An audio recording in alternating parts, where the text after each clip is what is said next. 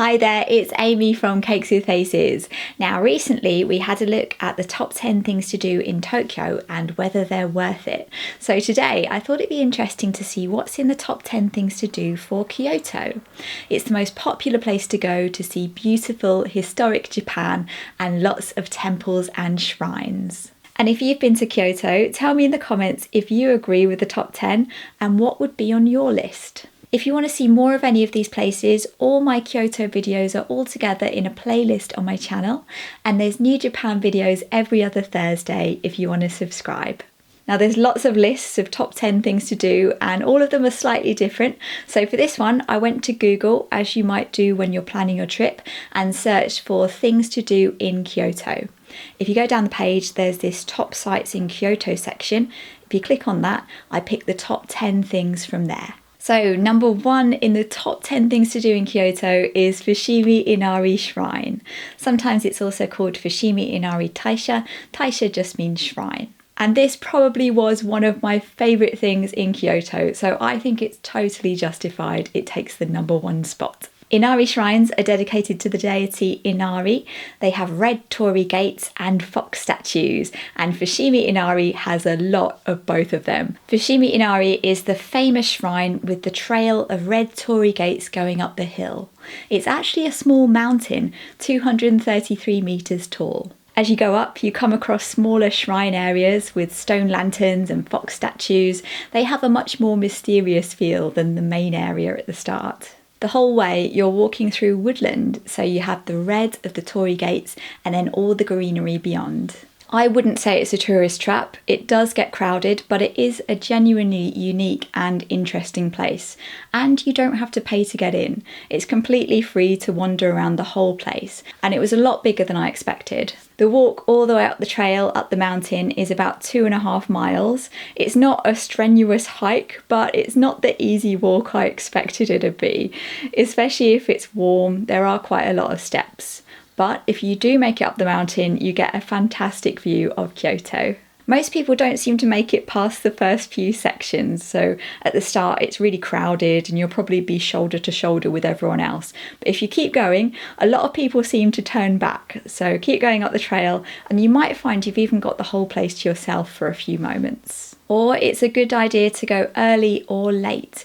I went towards the end of the day and stayed till after it got dark, and then a lot of people had gone home. Although I have heard there can be wild boars. I haven't seen any, but other people have, so just be aware of that. Fushimi Inari is in South Kyoto. You can get there in just a few stops from the main Kyoto station. It's not far at all. Next, number 2 on the top 10 list of things to do in Kyoto is Kinkakuji, the Golden Temple. It's covered in real gold leaf and it is shining and stunning. You can see the temple across a lake and have a walk around the grounds. The gardens aren't that big, so you probably don't need that long for your visit. But it is stunning and I'm glad I went. It's one of those things you see in pictures so many times, and seeing it in real life, I couldn't believe how perfect it looks. I also couldn't believe how many times it's been burnt down and rebuilt. That does seem to happen a lot to buildings in Japan. The current building is from the 1950s, so maybe that's why it looks so perfect. It does get very crowded just because everyone wants to go and see it. It can be quite tricky to get a good photo or really enjoy the ambiance with so many other people crowded around you. It's a few hundred yen to get in. When temples and shrines have an admission fee, it is usually quite low, and at the moment it's 400 yen. Again, I wouldn't say it's a tourist trap. It is an amazing temple. Just be aware that the gardens aren't that big and there's not a whole lot to do. Don't expect to be able to go inside. You're looking at it from across a lake, and know that it's going to be crowded. But don't let that put you off if you want to go. I think it's still worth 400 yen. Kinkakuji isn't that close to the other attractions in Kyoto. I prefer going around on the train, so I walked there from the closest station, which is about 20 or 30 minutes, but you can get closer if you take the bus. You can also take the Randon tram, the Keifuku electric railway, which goes between Kinkakuji and Arashiyama, which, spoilers, is coming up later. Next, number 3, Kiyomizudera, one of the major temples in Kyoto. It's in southern Higashiyama, which is one of the main historic preserved areas. It's on the edge of the city, and a main part is this viewing platform with a view over the trees, and you can see a pagoda. That part's free, or you can pay to go in and go around the temple grounds, get a better view of the viewing platform itself, and do all the temple activities. One of them is 2 stones which are 18 meters apart, and if you can walk between them from one stone to the other with your eyes closed, that means you'll have good luck finding the love of your life. And if someone else helps you, that means you need someone else to help you find love. Now, the name Kiyomizudera means pure water temple. Mizu means water and dera means temple. And Kiyomizudera was built on the site of a waterfall with pure water. And to this day, there are 3 streams from the waterfall that you can drink from, and each one has special properties. One of them gives you a long life, one of them gives you success at school, and the third one gives you success in romance. But it's a faux pas to drink from all 3 of them, so you have to choose. You can't have it all. There's also Zuigudo Hall, where you go along a small dark corridor which is pitch black. You can't see anything. You go along following a rope, and the place is supposed to represent the Buddha's mother's womb. So when you come out of the darkness, it symbolises being reborn. It might not be for everyone, but it sounds like an interesting experience. Kiyomizudera is in eastern Kyoto near a lot of other main places, so you can walk between there and several other temples and shrines, as well as Sannenzaka and Ninnenzaka, which are places you often see in photos. You can also walk to Gion, which is one of the main geisha districts. I actually walked there from Kyoto Station where I was staying. It is a slightly longer walk, but it's doable. Next, number 4 is the bamboo forest in Arashiyama. It's on the northwest edge of Kyoto. It's a really famous spot. You see pictures of this all the time, and it does get busy because so many people want to go. But when I've been, it hasn't been too bad. It is lovely, but I much prefer the one in Kamakura, which you can go to on a day trip from Tokyo. It is smaller, but there's no fences, so you're walking among the bamboo on stepping stones, and it's so much less crowded, so there's a lot more atmosphere. It's really quiet, and you can hear all the leaves rustling in the trees. I much prefer it, but the one in Kyoto is good too. The bamboo forest is completely free to visit, and you can walk there from Saga Arashiyama station, which is only about 15 minutes from the main Kyoto station. And it's a JR line, so if you have a JR pass, it's free. Next, at number 5, we've got Arashiyama with the same picture. The bamboo forest is one of the main things to do there, but Arashiyama is the name of the whole area, and there's lots more to do. One of the most famous sites is this bridge called Togetsukyo Bridge, or the Moon Crossing Bridge. It was named by the emperor, who saw the moon rising above the bridge and thought it looked like it was crossing the river. It's really wide and open, and it feels quite natural with all these slopes and all the trees. The other main attraction is the Monkey Park, which is up a hill on the other side of the river. It didn't really appeal to me, but it is very popular, and there are other less well-known things to do in Arashiyama. Sometimes people ask me where I took this picture because they went to Arashiyama and didn't see anything like this. Well, this was taken from a viewpoint in Kameyama Koen Park. If you walk along the river away from the station and then go up the steps on your right, there's a park with all walking trails, and I just wandered around and just came across this amazing view. If you want to see more of this, you can enjoy the scenery along the river on the Sagano Scenic Railway, also known as the Sagano Romantic Train. It's only 25 minutes each way, it runs along the river, and it has big windows. Some of the carriages are even completely open air, so there's nothing blocking the view. If I went back, I'd definitely go on it. I've heard a lot of good things about it. You can also go on a boat trip, so maybe you could take the train one way and then the boat on the way back. It looks mostly like a relaxing trip, but there are some sections with rapids that look a bit more exciting. There's also a really good cycling route on japanguide.com, which takes you up away from the main tourist area in Arashiyama to some quieter temples and shrines and a historic preserved street. One of the temples has a moss garden, and one of them has hundreds of stone statues, all with different expressions. Given how busy it gets in central Kyoto, this might be a good place to experience historic Japan without all the crowds. So there's lots to do in Arashiyama, and it feels more like the countryside than the city of Kyoto. But really, it's still on the edge of the city, and it only takes 15 minutes to get there on the train. It's a good place to spend a day or a half day.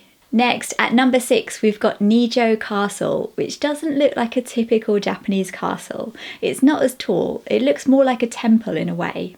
There used to be a 5-storey castle keep, but it burnt down and it was never rebuilt. There's walls surrounding the main building to protect it and gardens. It's a really good place to see cherry blossoms. They planted several different varieties, including late blooming ones, so the blossoms usually carry on all the way through April. So if you think you're too late and you've missed the sakura, you might still have a chance. Nijo Castle is inside the city of Kyoto, north of Kyoto Station. Next, at number 7 in our top 10 list of things to do in Kyoto, we've got Higashiyama Jishoji, also known as Ginkakuji or the Silver Temple. So you've got Kinkakuji, the Golden Temple, and Ginkakuji, the Silver Temple. But the Silver Temple isn't silver. They had originally planned to cover it in silver leaf, but it never happened. So this one is a lot more subtle and understated than the Golden Temple. I actually haven't been to this one. You do hear about people getting templed out when they go to Kyoto because there's so many temples and shrines. You really could spend several days just seeing them and nothing else. It's said there's over 2,000 of them. But while I haven't been, I have heard a lot of good things about it. Ginkakuji is a Zen temple. It has a sand garden with a sculpture that represents Mount Fuji. It looks absolutely meticulous. Imagine how much patience that must take to maintain. The rest of the gardens look lovely too. There's a moss garden, and if you go up a hill at the back, you get a view of the temple grounds and the rest of the city of Kyoto. Ginkakuji is in the northern Higashiyama area, which is in the northeast of Kyoto. There's several other major temples there, and another site from the top 10, which is coming up in a minute. Next, at number 8, we've got Nishiki Market. Now, a market might not sound like a very interesting place to visit, but they're actually really good. You can try all sorts of snacks and street foods, and you get the opportunity to find foods that you don't get in restaurants. You can try all sorts of bits and pieces, and I'd always recommend going to visit them. As well as all the fresh foods, you can usually find loads of prepared cooked foods that you can eat straight away, which is really good if you're there on a trip. Nishiki Market is a long, thin market and it's all undercover, so it's a good option if it's raining. It's in the downtown city centre area of Kyoto, so try and make it there when you're hungry. The market is 400 metres long and you can find all sorts of things. Seafood, takoyaki, Japanese sweets, ice cream, pickled vegetables, fried chicken and souvenirs. Next, at number 9, we've got Ryonji, which is a Zen temple. This top 10 list does seem to have a lot of temples and shrines and temple gardens. I guess it's what Kyoto's known for. If that's what you want to see, that's fine. But when I've been to Kyoto, I've been more interested in seeing the old historic streets, seeing what all the buildings are like, the architecture, and then just visiting a couple of temples and shrines along the way. The special thing about Ryonji is the Zen garden with rocks and gravel that they rake patterns in. There's 15 rocks, and from any one viewpoint around the garden, one of the rocks is always hidden. It must have been like a puzzle when they worked out the layout. There's also a lake and walking trails around the rest of the grounds. Ryonji is in northwest Kyoto on the edge of the city in the Kinkakuji area. It's a 20-minute walk from Kinkakuji. And finally, in the top 10 things to do in Kyoto, we've got Tetsugaku no Michi, also known as the Philosophers Path. It's a walkway alongside a canal where philosophers from the university used to walk while they meditated and contemplated the world. And we all need a bit of that sometimes. It takes about half an hour to walk along the path, and there's several temples and shrines along the way, including Ginkakuji, the Silver Temple, which is at one end of the path, so you can spend a bit of time in this area. There's cherry trees all the way along, so it's really popular in springtime. So that's in northwest Kyoto in the northern Higashiyama area. So that's the top 10. There really is a lot to do in Kyoto, all together in one city. And if you've been there, do you agree with the top 10? It seems like they've included a lot of temples and temple gardens. My favourite parts of Kyoto would definitely include number 1, Fushimi Inari Shrine, but I also just really enjoyed walking around all the old streets, like the area near Sannenzaka and Ninnenzaka, although that particular area was a bit too crowded for me. The back streets were really good. And I also really liked Gion, which is one of the main geisha districts, and that wasn't included in this list. So tell me what you think in the comments, and if you want to see more of Kyoto, there's a playlist on my channel, and I'll be back not next Thursday but the one after. Bye bye!